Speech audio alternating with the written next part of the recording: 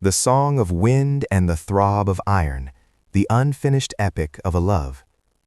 In a village found on no map, where clouds drift to sleep in the embrace of rolling hills, there flows a story written not with ink, but with the sweat of the brow and the restless beating of two hearts.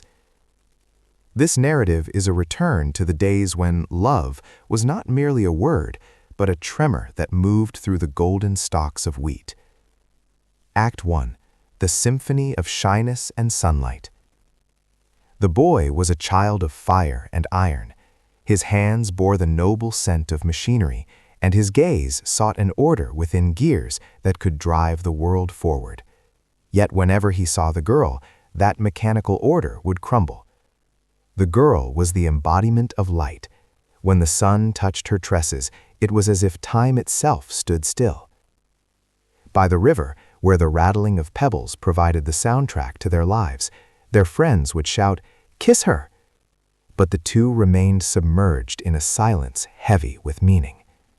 The splash of water against their faces was a premonition of the freshness that, years later, during life's droughts, would keep their souls alive. Act 2. Dancing through fields and the winters ahead. In this village, love was intertwined with labor. They knew that the bread on the table was the price of loyalty. Torn between staying in the fields or drowning in the mechanical world, the boy chose the latter to bring security to their home. He promised her, "By sunset, before the moon reaches the center of the sky, I will be home by your side." At night, the echoes of mountain silence mingled with their whispers. Pointing at the stars, the boy would say, "The world sings differently now. It is as if the entire galaxy is watching us." This sense of infinity gave them the strength to never fear the hardships of the day's toil. Act 3. The Banquet of Union and the Taste of Bliss.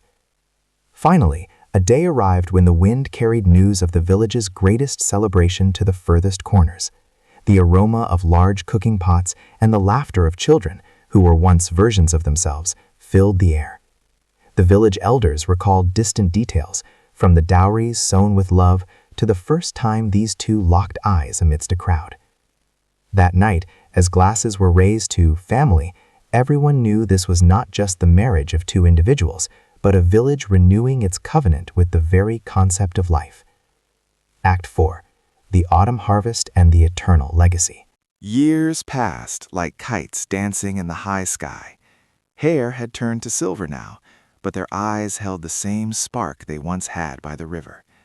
The falling autumn leaves were a reminder of every bitter and sweet moment they had walked through side by side. They sat and watched the generation that was the fruit of that pure love. In the final dialogues of their story, a truth is revealed that is the very soul of the narrative. My heart has always been, and will always be, your home.